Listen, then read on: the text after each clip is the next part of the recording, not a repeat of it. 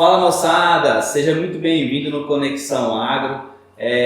Já vou deixar aqueles recadinhos, né? Se você não segue aí o Conexão, já segue a gente, deixe seu like, compartilha. Isso ajuda o canal a crescer, ajuda a levar a informação aí do agronegócio a mais pessoas. Para você não custa nada, mas para a gente que custa muito isso é interação. Quero agradecer também a todos os patrocinadores, Tereca Altricia, Ecodiesel, aí, os parceiros aí do Conexão Agro aí.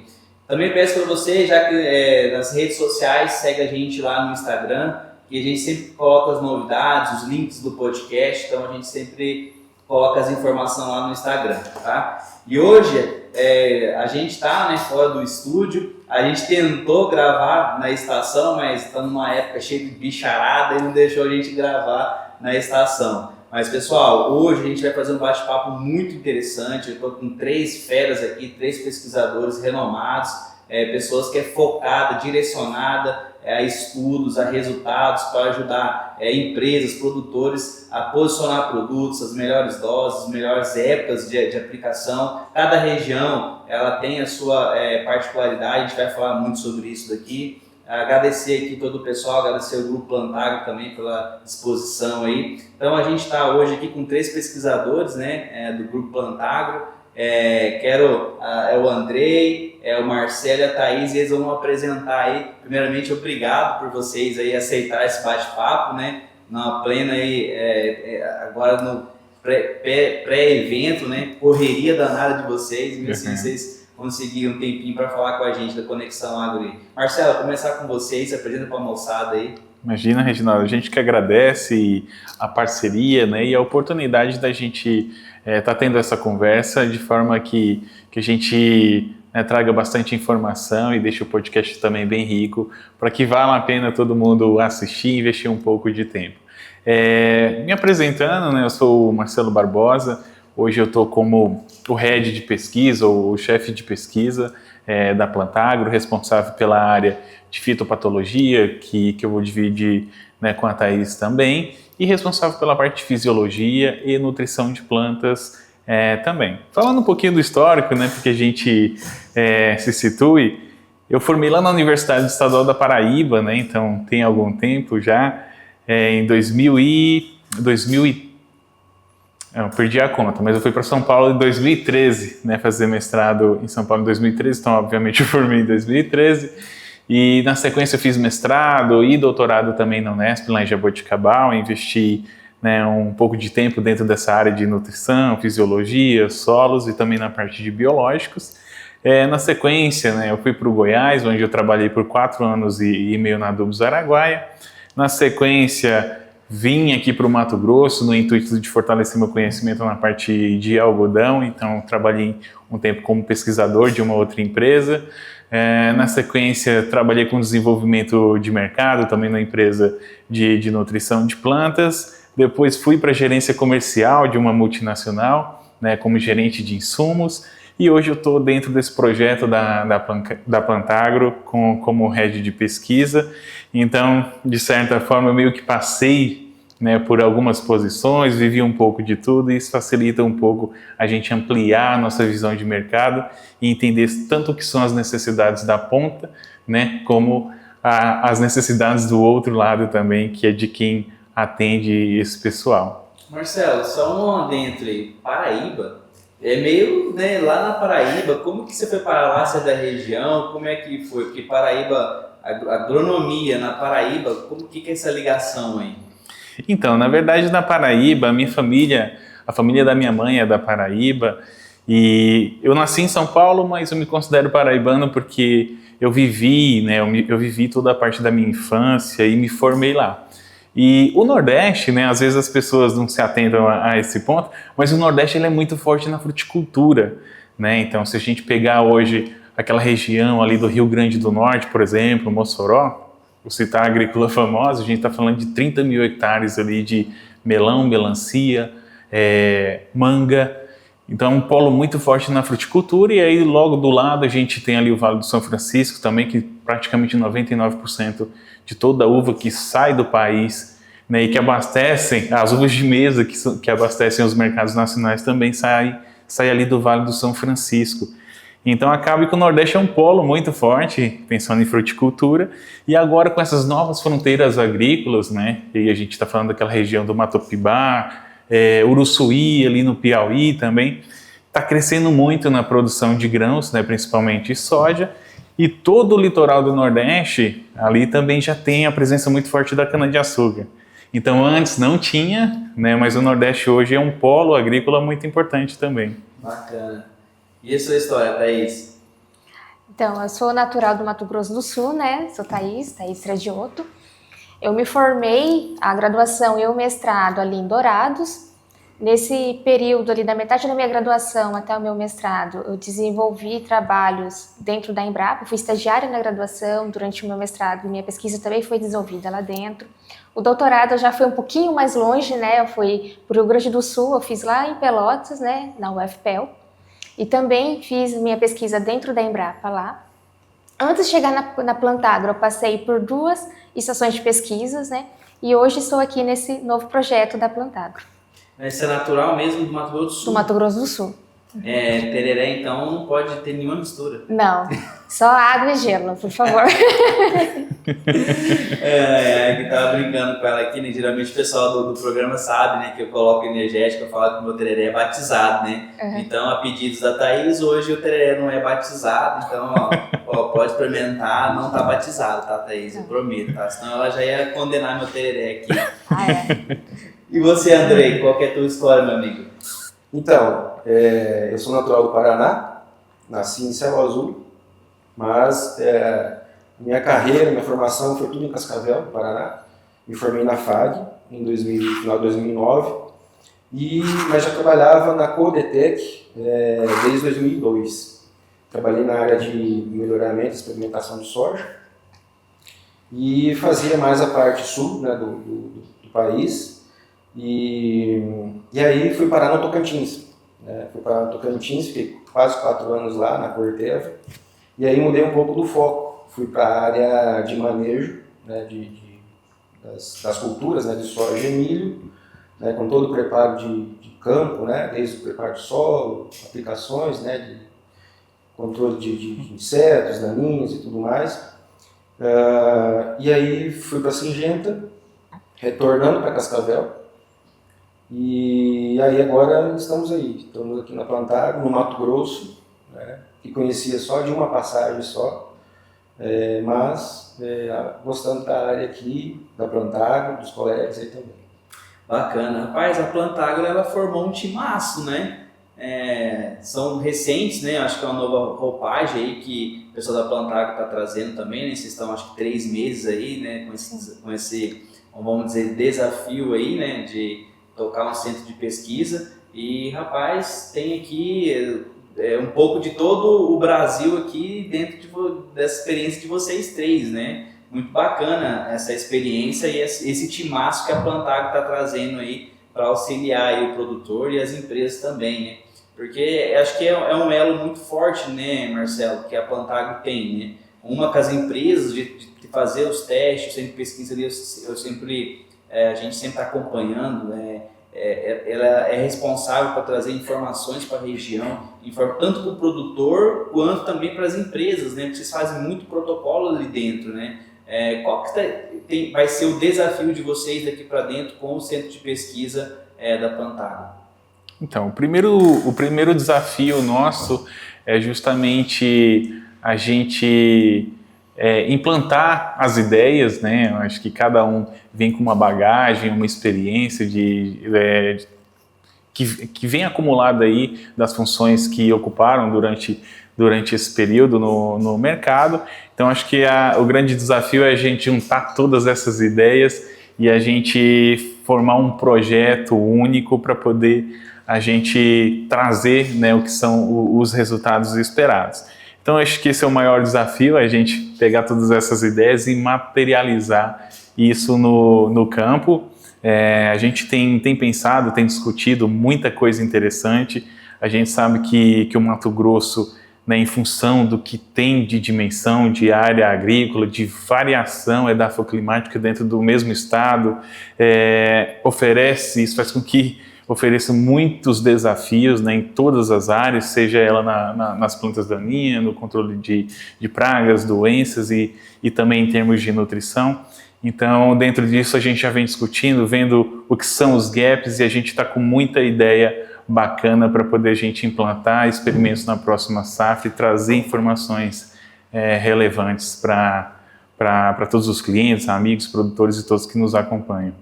Bacana. Thaís, um centro de pesquisa, né, que como a Plantago tem, traz muita oportunidade para a região, né? Como é que a estrutura hoje funciona lá? Como que se tem espaço para estagiários, tem espaço para as empresas? Como é que funciona hoje a estrutura do centro de pesquisa? Não, tem espaço sim.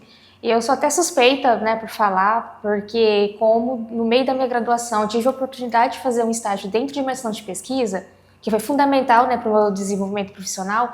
Você ter uma estação de pesquisa próxima, aqui tem a faculdade de agronomia, né, por exemplo, acho que é na Unemate, né? Isso. Então você ter um centro de pesquisa na sua região, onde você tem a oportunidade de fazer um estágio, é fantástico, porque a pessoa vai poder trabalhar em todas as áreas, né? Vai na planta daninha, na parte de nutrição, na parte de entomologia, né, na parte de fitopatologia. Então, assim, a pessoa tem a oportunidade de trabalhar em todas as áreas, né? E aí fica um complemento pelo que você vê dentro de sala de aula, né? Então, eu acho fantástico quando tem essa oportunidade tão próxima, assim, de estudantes, por exemplo. Assim, é bem unânime, né, Thaís? Todos os agrônomos que passam pelo programa e tudo, sempre fala que o que é sucesso deles foram o estágio, às vezes durante o processo da faculdade. Sim. Isso quando se forma, o agrônomo se forma, o técnico, né, o dentro da profissão, ele não sai tão cru para o mercado e acaba também ele tendo experiências, network, porque conhecia uma pessoa e às vezes até identifica, né, com aquilo, né, porque pesquisa a gente sabe que da grande maioria que se forma, poucos que vão para a área de pesquisa, né? Sim. Isso influenciou a sua decisão para a área de pesquisa? Como é que foi? Eu sempre quis trabalhar nessa área. Não, porque eu nunca tive o contato e a oportunidade, né? Então, quando eu comecei a fazer estágio na Embrapa, eu fui em busca de conhecimento mesmo, né? De complementar o que eu vi em sala de aula. E daí lá dentro que eu fui vendo os horizontes de oportunidades, né? Então, eu brinco com todo mundo. Eu aprendi a ser agrônoma dentro de uma estação de pesquisa.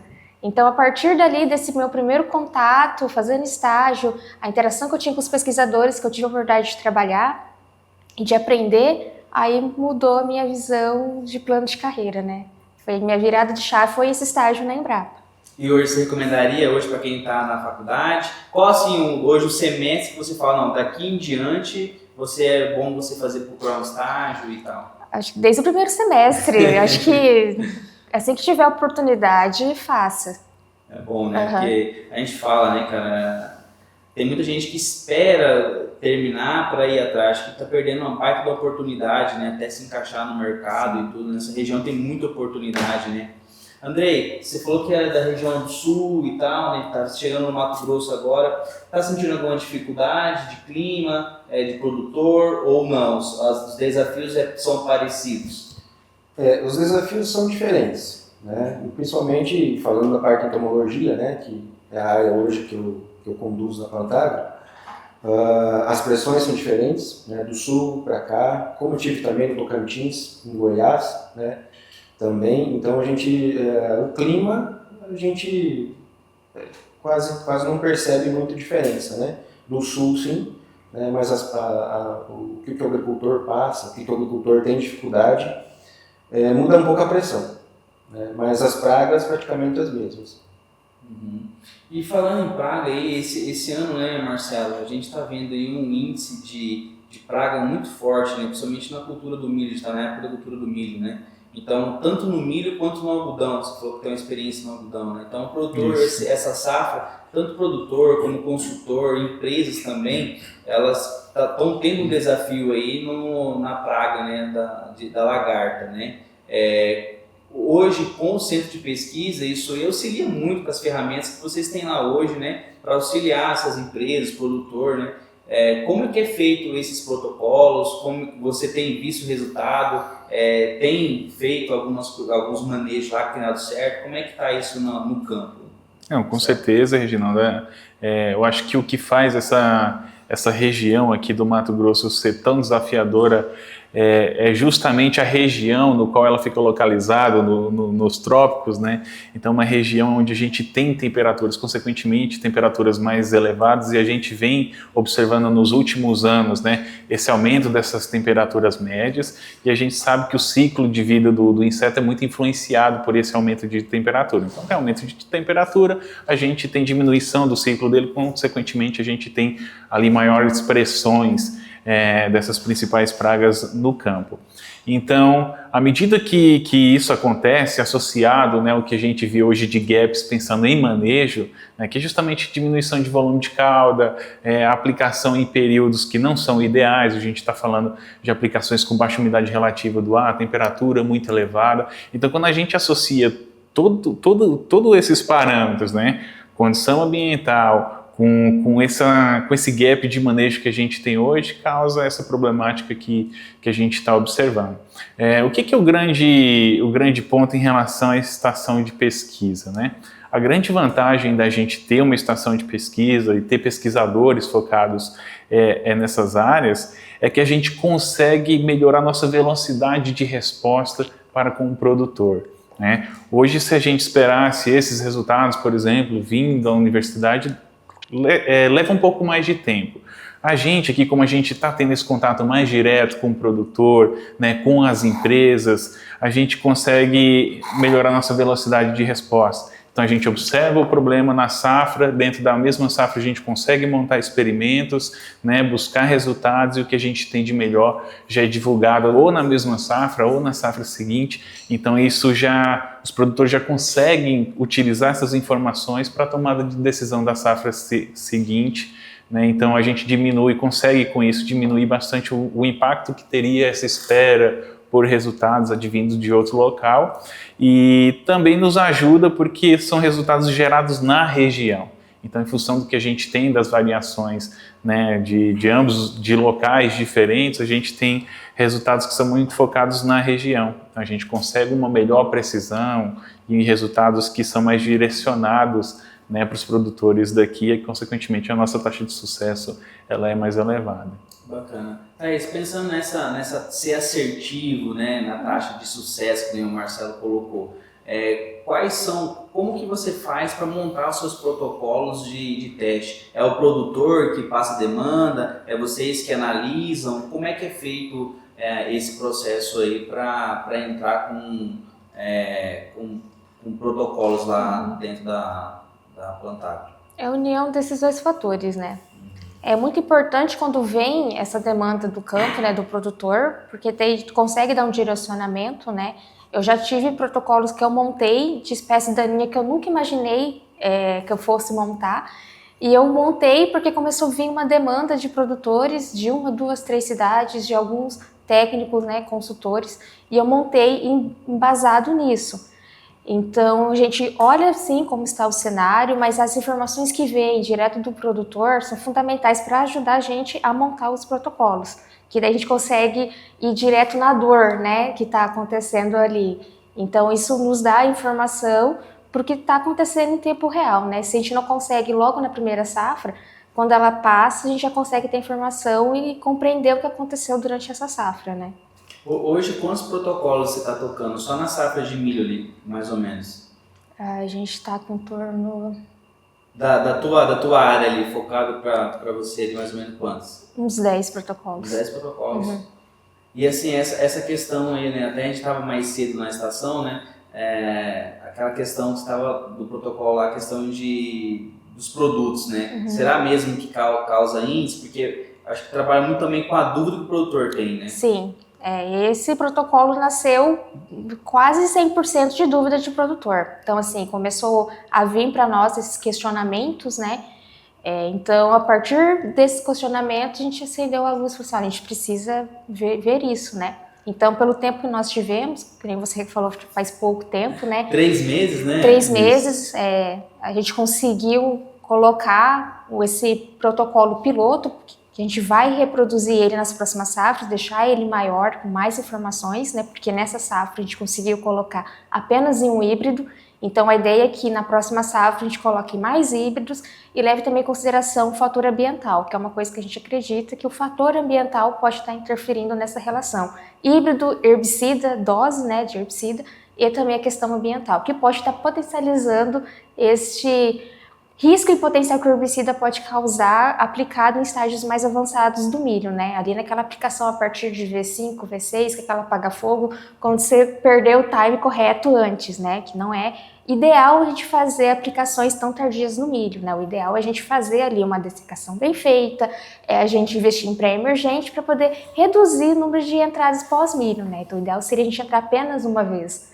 Então, mas visando esse apaga-fogo, né, começou a vir essas dúvidas, posso aplicar em V6, posso aplicar em V7, posso aplicar em V5, posso aplicar tal produto nesse momento, né, nessa dose? Então, a partir desses questionamentos que a gente foi desenhando o protocolo, incluindo produtos e doses. Eu acredito assim, né, Marcelo? E até vou instigar isso também com a galera também, tanto nos meus perfis e tal. Hoje, vocês estão dando sempre pesquisa, né? Então, as perguntas lá para vocês devem ser disparadas muito, né? Eu tô com uma dúvida, mando lá, até porque agora eu vou disparar muita pergunta para vocês, sabendo que vocês três estão lá, né? Um timaço lá dentro.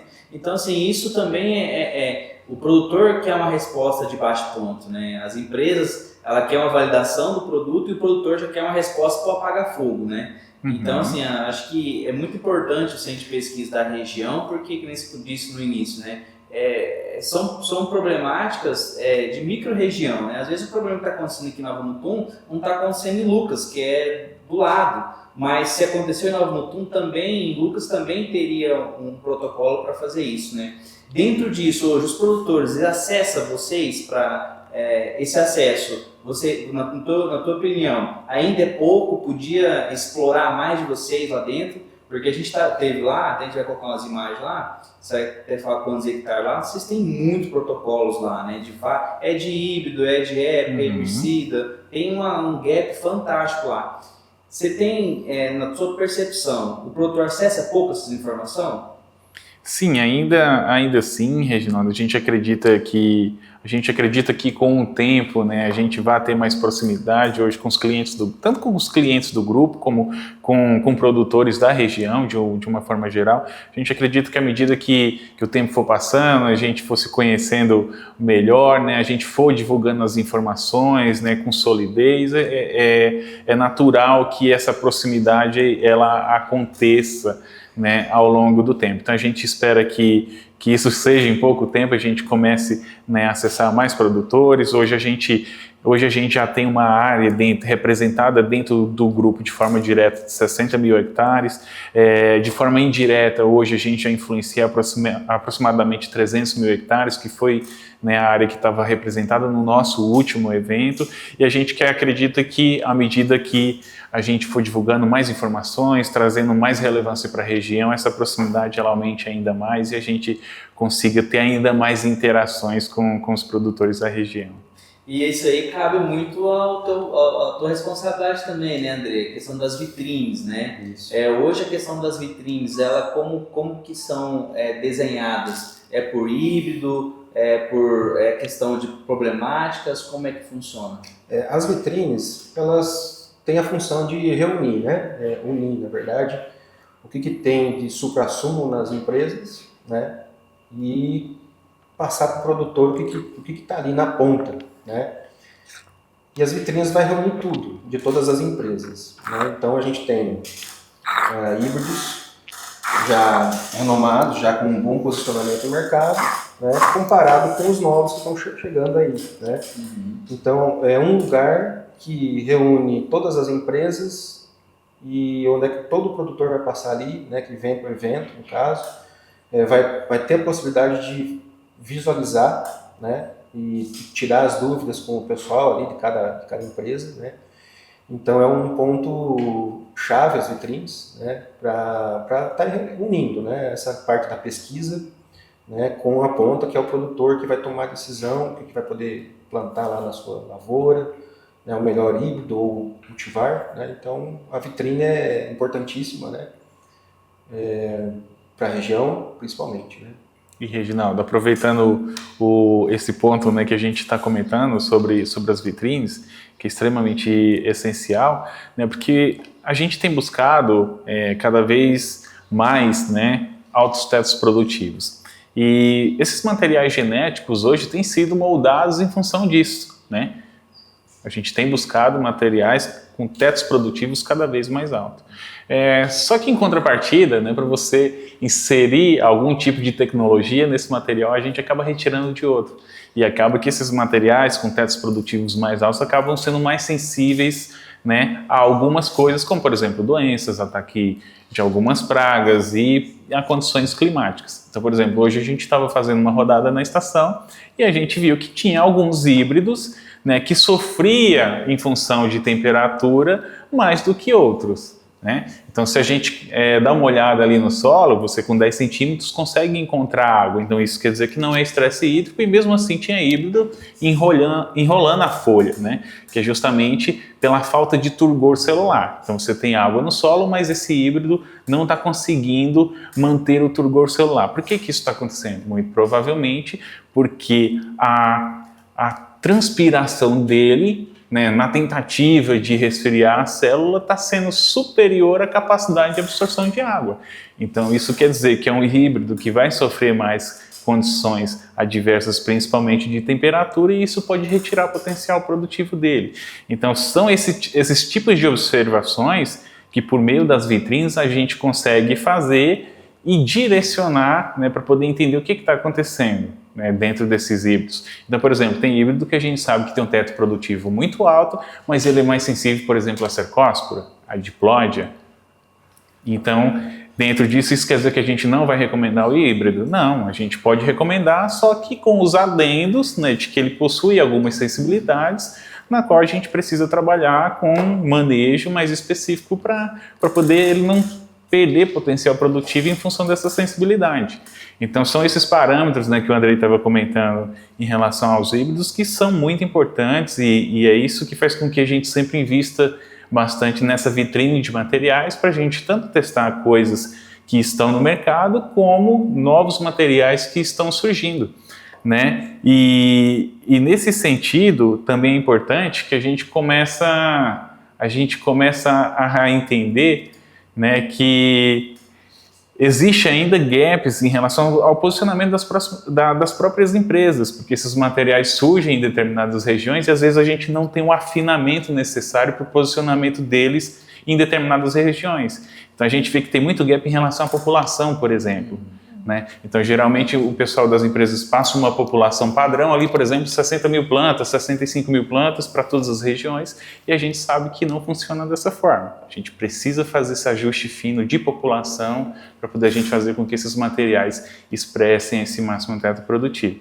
Então existe ainda esses gaps que a gente precisa trabalhar e a vitrine nos dá um suporte enorme em relação à geração desse tipo de informação.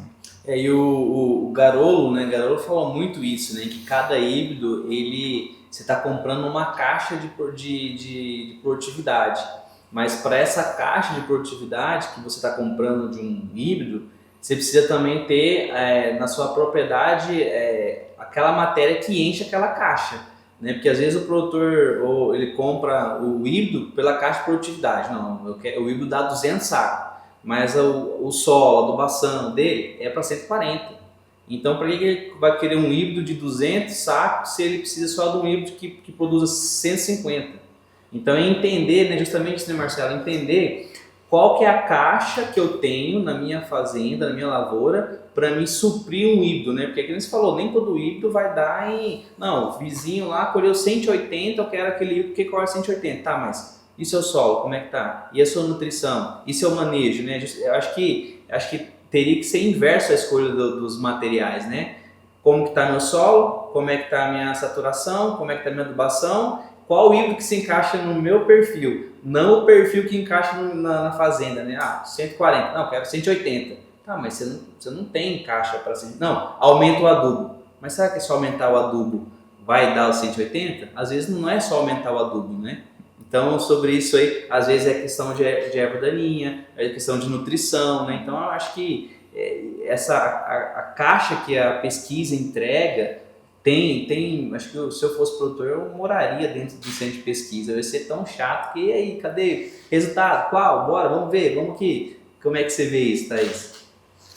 Não, mas tem alguns produtores que sempre que podem estão fazendo perguntas, né? Então, vem aumentando bastante essa procura, até porque tá ocorrendo mais problemas do que o normal, né? Então, onde ele é igual um doente que precisa de um médico, né? Onde que vai? No caso do produtor, é em estação de pesquisa, né? Não é em hospital. Então, é como se fosse o hospital da lavoura, é o centro de pesquisa.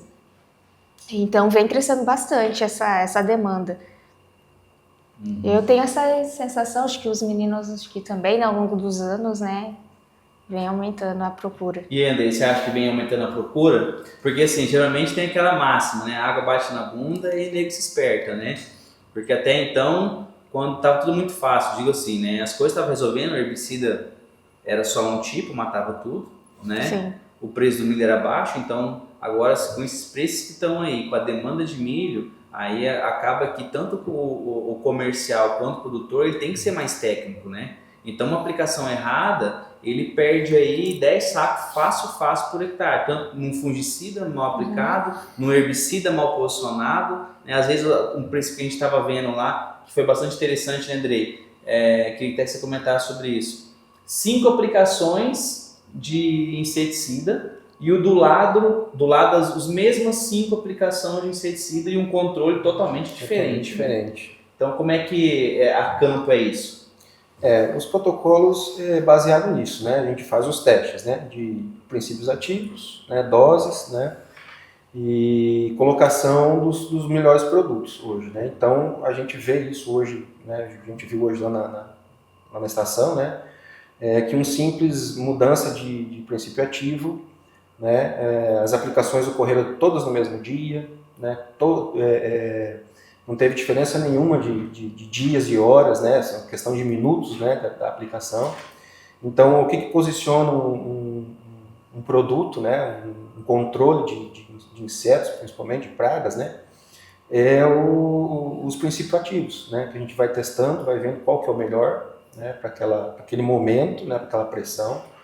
Então, esse é o nosso papel, né? De estar vendo o que está acontecendo, o que é o melhor hoje o produtor, né, e colocar os melhores produtos, né. Eu acho que assim, no centro de pesquisa, às vezes o produtor, ou por entendimento, né, o produtor, até o comercial, mas o centro de pesquisa é um ambiente controlado. Aí que eu acho que aí que se engana, né, porque é ali que vai ter mesmo a pressão que está testando, tem a testemunha, né, que tem uma pressão alta ali, então assim, não tem muito essa, cai por terra isso, né? Não, cai por terra, porque já no nosso protocolo já tem a testemunha, que a gente não faz nada, né? Seja aí no nutriente, né, no solo, seja uma aplicação de herbicida e inclusive aplicação de inseticida, né? Então as imagens estão lá, né? O que o pessoal pode ir lá ver também, né? A gente vai mostrar lá com todo prazer, né, para cada produtor que queira buscar informação, né? Tava lá explícito, né? As plantas de testemunha totalmente detonadas, né? Sem área foliar, né? E as do lado que foram feitas as aplicações, né? Certinho, no período certo, né? Com as doses corretas, estão lá, mostrando o controle. Uhum. E hoje, pensando no cenário que a gente está, essa safra, né? Essa safra teve um índice de lagarta muito grande, né? Tanto no milho quanto no algodão, e eu creio que isso vai dar uma perdurada para o soja, né? A gente vai ter uma infestação já inicial para o soja também devido a esse alta infestação que a gente está tendo nessas duas culturas. Hoje o manejo médio, hoje, que a gente viu lá, 5 aplicação bem feita, ele consegue tirar o milho numa situação que a gente estava lá, com baixa infestação de dano? O milho sim, ele consegue tirar, né? Mas ele tem que ter um cuidado um pouco maior agora na retirada das plantas ou do grão, né? Para já entrar com inseticidas, né, em dessecações, né, ter esse cuidado, né, visando lá a safra de soja, né, ou o próprio safra de milho que vem agora. Né.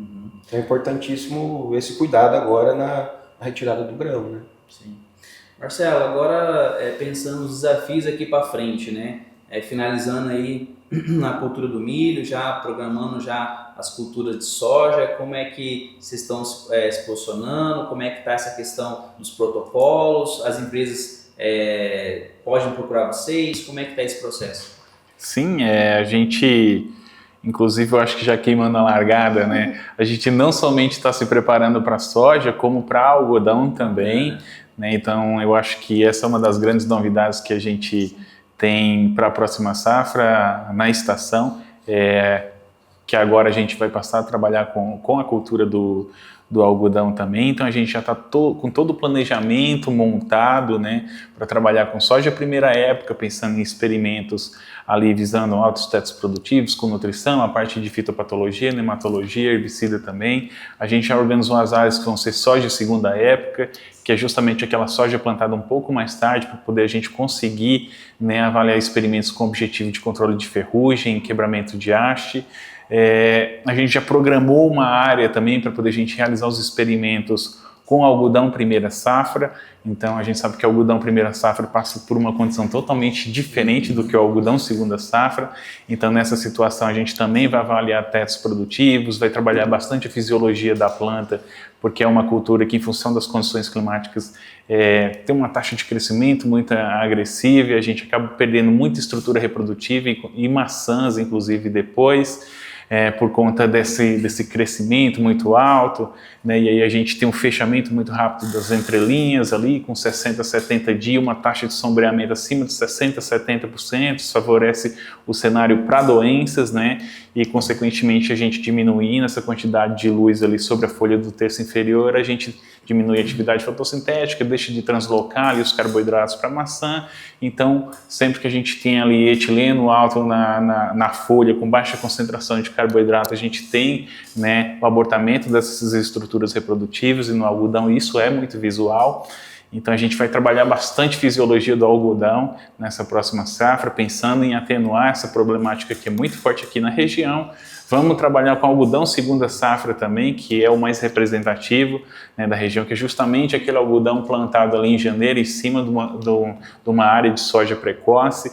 Então nisso a gente vai focar vários experimentos pensando em tetos produtivos, inclusive também, né, em relação a doenças, a parte de fitopatologia, que a safra passada, por exemplo, como a gente teve na safra passada de soja uma quebra de produtividade por conta de estresse hídrico, né, a gente viu que alguns produtores retiraram um pouco o pé no manejo de fungicidas. Isso fez com que o algodão entrasse já com uma pressão de mancha-alvo muito alta, né, que até então a maior problemática era ramular, e a safra passada foi mancha-alvo justamente por essa presença do inóculo vindo de uma concentração da soja anterior, né, onde foi tirado o pé dos manejos de fungicidas. Então, assim, a gente já está com todos esses planejamentos, com todas essas problemáticas em todas as áreas aqui mapeada, para que na próxima safra a gente monte, inclusive, muitos protocolos internos para poder trazer informação relevante, para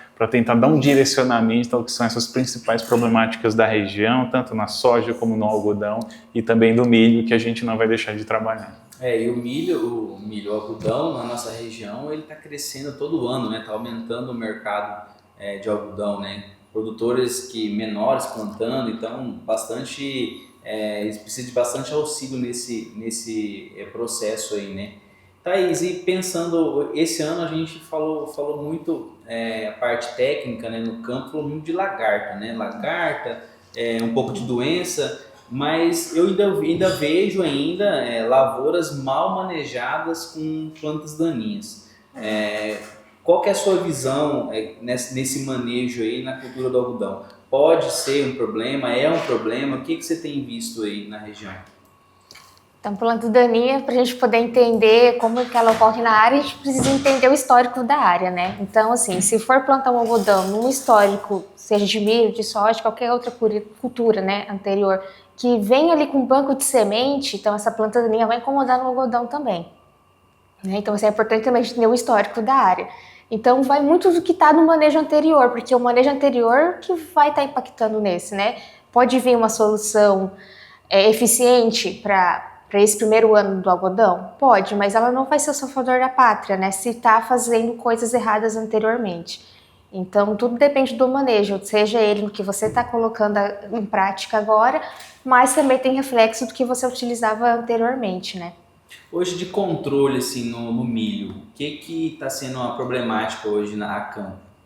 Você fala em relação à planta daninha que planta está daninha, mais aham. incomodando, né? Peste de galinha, que é um problema acho que quase que unânime no país, né? Vassourinha de botão. Aí tem aquelas espécies que não é 100% da área, mas já é bom o produtor começar a ficar atento, né? Aqui, por exemplo, caruru. Não tô falando nem do palmério, tô falando do que a gente já é velho conhecido, né? O pessoal do Rio Grande do Sul já vem aí algumas safras com dificuldade de manejar ele. E ele já está incomodando aqui no Mato Grosso, né? Até uma conversa que nós tivemos com alguns produtores aqui do Pool de Compras. Além de pé de galinha e vassourinha, né, uma planta daninha que eles levantaram foi a questão do caruru, principalmente nessa última safra, né? Então a gente tem que cuidar também, não apenas daquelas que estão protagonistas ali, né, como um pé de galinha, vassourinha de botão, caruru, mas aquelas outras secundárias ali que muitas vezes a gente não dá importância. É importante começar a dar importância para elas também, né? Porque às vezes ela explode uma população dentro da área e a gente acha que é do nada, mas não é do nada, ela estava ali. Aí safra após safra, você foi deixando ela se criar e ela vai gerando indivíduos e vai aumentando na área. Aí que nasce às vezes as plantas existentes, né? Às vezes vem de semente, chega no produtor via semente e tem aquele boom do nada, né? Nossa, essa espécie não tinha, agora aumentou. Mas muitas vezes ela já vem aumentando aos pouquinhos dentro da área, tá ali na beira da estrada e muitas vezes o produtor não observa, né? Técnico também. Então, temos que cuidar também dessas espécies daninhas secundárias, né? Não apenas as que estão incomodando mais. Isso é bacana, né? Sim. Um bom monitoramento também consegue identificar isso, né? Sim, é uma prevenção, na verdade, né? Que quando a gente fala de plantas daninhas, é importante a gente ter um manejo preventivo, né? Então, seja com a certificação das sementes que está sendo comprada, o tráfego de maquinário também, né? Que muitas vezes plantas daninhas entram nas áreas por conta de maquinário que estava numa outra propriedade, que tinha uma espécie X, e não é feito a limpeza adequada e chega na propriedade e dissemina sementes, né? Então, essa é uma das formas de entrada, né, de planta daninha. Então, a gente precisa ter um manejo preventivo e ele já começa ali evitando que ela entre na área, né? Esse é o principal ponto. Aí depois, se ela já está na área, a questão é de rotacionar princípio ativo, né? Nunca usar o mesmo. E essas são uma das ferramentas que temos para evitar, né? Bacana. Andrei, e para dentro das pragas que a gente teve aí, né, na cultura do milho, às vezes no algodão também, que essa safra aí foi desafiador? Porque assim, a gente parece que é muito cíclico, né? A lavoura ela é fantástica, né? Então tem ano que é cigarrinha, tem ano que é pulgão, tem ano que é percevejo. Esse ano foi o ano da lagarta. Qual foi a praga aí desafiadora para o produtor essa safra? A lagarta foi uma praga que realmente deu um incômodozinho, né? Mas a gente vem desde o início da cultura, né? Desde o percevejo, né? Depois a cigarrinha, né? Então, e por último a lagarta. Então a gente precisa ter, o agricultor precisa ter em mãos, né? No portfólio dele lá, os produtos que, se acaso aparecer a praga, né? Ele ter algum princípio ativo ali que ele vai poder controlar, né? E varia muito, né? A pressão, a temperatura, como a gente já comentou, né? Então as pragas, elas compõem todas elas, né? Que prejudica no final a produtividade, né? Então, mas a lagarta foi, eu acho que o principal aqui na região, né? Foi o principal, né? E muitos não fizeram o manejo adequado, né? Como o Marcelo comentou antes, né? Redução de volume de cauda, né? E o pessoal quer mais produtividade e rendimento de operacional, né? E às vezes esquece um pouco do efetivo manejo da praga que está lá dentro do cartucho, né? O que vai fazer com que chegue lá o produto, né? Que elimine a praga, né? E esse ano assim, foi muito... Teve um produto específico, um inseticida específico, que assim, era genérico, não era, foi usado de apaga-fogo aí, né? Tanto na cultura do milho quanto na cultura do algodão. Meu pensamento, eu queria que você me auxiliasse nisso.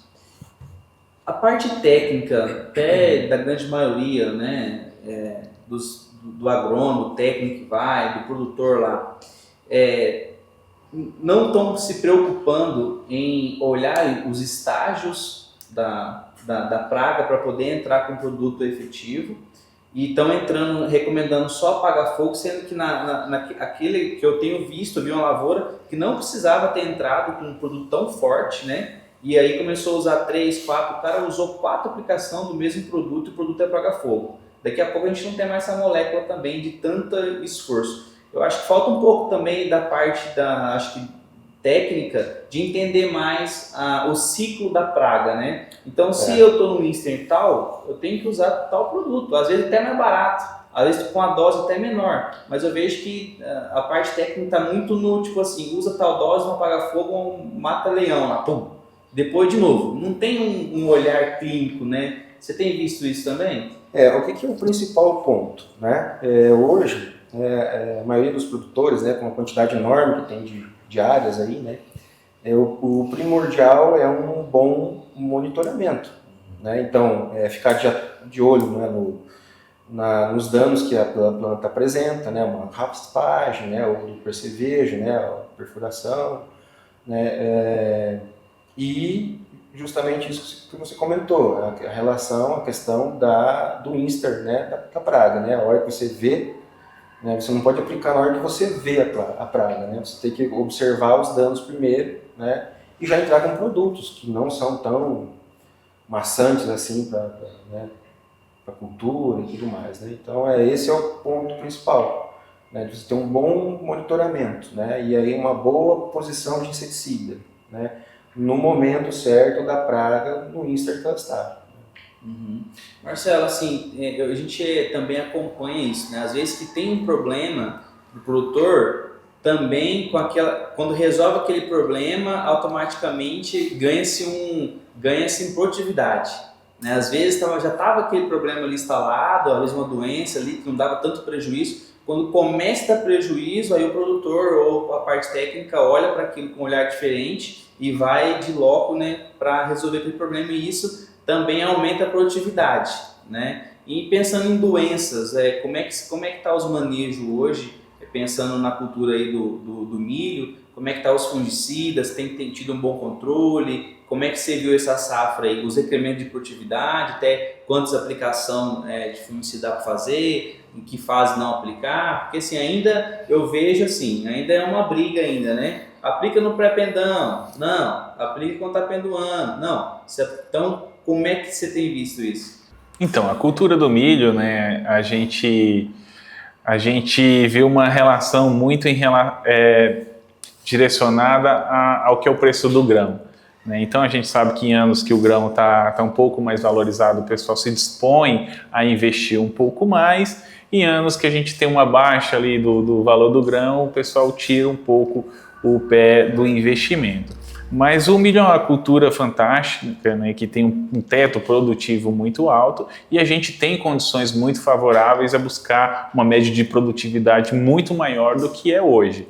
Salvo engano, o Mato Grosso hoje está com uma média de produtividade de milho de segunda safra ali de em torno de 105 sacos por hectare, né? Então, quando a gente olha essa média de produtividade e observa o potencial produtivo que o Estado tem, a gente sabe que está muito abaixo, né, do que pode ser entregue.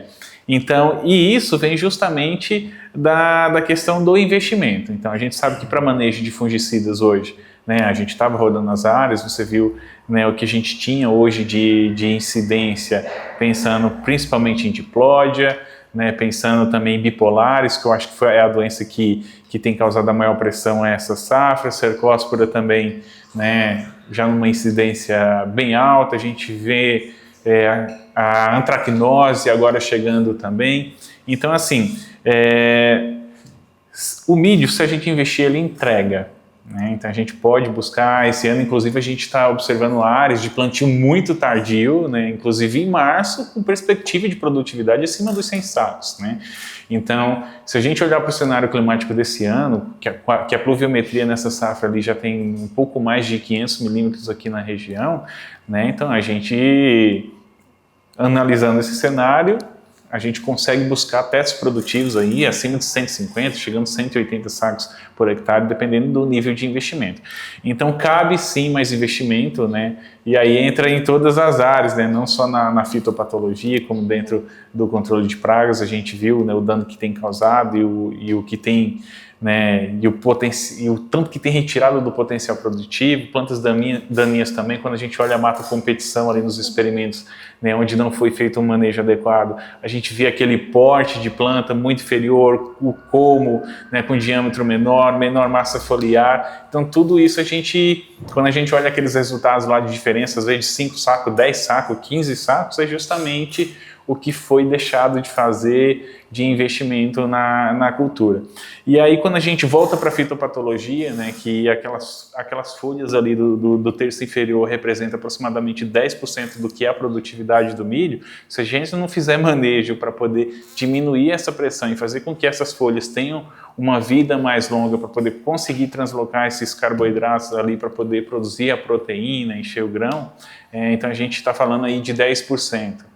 Né, 10%, pensando ali em 150 sacos, a gente está falando aproximadamente de 15 sacos que podem ser perdidos por conta, às vezes, de você não ter feito um manejo com uma entrada ali mais cedo, né, de fungicida, você está trabalhado com um produto melhor. A gente tem visto a importância, por exemplo, das carboxamidas nessa primeira entrada do vegetativo.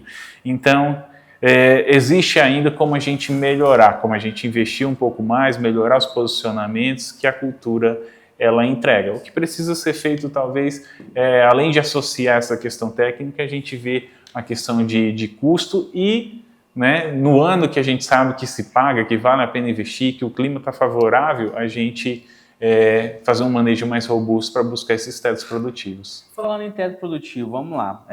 Vamos pensar aí, o cara está com solo bom, a adubação dele é boa, né? Vamos alcançar aí uma média de 150 sacos por hectare. Quantas aplicações de fungicida você recomendaria e qual era a primeira entrada? Então, a gente precisar um número específico é muito difícil, né? Muito difícil porque isso vai depender do híbrido que foi escolhido, isso vai depender do que é o histórico da área, isso vai depender, né, da condição climática do ano. Então, por exemplo, tem anos que você faz 3 aplicações ali de fungicida e resolve o problema, né? Tem anos que talvez você precise de uma 4ª. Então, tem anos que você pode fazer um manejo um pouquinho mais simples, tem ano que você vai precisar pensar ali no manejo mais robusto, pensando em carboxamida, um triazol, um multissítio. Então, assim, não dá para precisar exatamente quantas aplicações, né? Mas é importante porque a gente precisa de todas essas informações para poder fazer essa definição. Mas hoje 3 aplicações na cultura do milho já é algo que está se tornando comum, alguns produtores ainda fazem 2, mas 3 está cada vez mais comum e à medida que a gente melhora esse investimento aí, a gente consegue buscar ganhos produtivos bem significativos. Em qual fase que você não recomenda de jeito nenhum fazer um fungicida? Bom, eu acho que a fase que a gente tem que tomar cuidado, né, é justamente, e inclusive a gente não tem, né, essa informação de forma precisa, é aquela fase pré-pendão ali, né? Existem alguns relatos, alguns comentários de que essa fase pré-pendão, dependendo do princípio ativo que é colocado ali nessa aplicação de fungicida, pode, né, afetar ali a polinização e a gente ter falha de granação. Mas a gente ainda precisa de mais informação com relação a isso, não dá para a gente, né, bater o martelo, dizer que isso realmente acontece, porque são relatos, a gente ainda não conseguiu ver em nenhum experimento isso acontecendo, né? Assim como a questão do que o pessoal tem comentado, por exemplo, sobre terbutilazina, né, Thaís, para herbicidas, ali a partir de V6, que causa esse problema de granação lá na frente. Então, assim, pode acontecer, como pode não acontecer, isso depende da associação do híbrido, né, isso depende da condição climática, então é muito variável ainda para poder a gente bater o martelo e dizer, não, nessa fase eu não recomendo. mas eu acho que a gente pode trabalhar com aplicações ali, pensando V6, V8, né? Aquela entrada ali no pré-pendão, pré-pendão mais 15, né? Tem pelo menos essas 3 entradas ali, elas são comuns aqui na região. Bacana.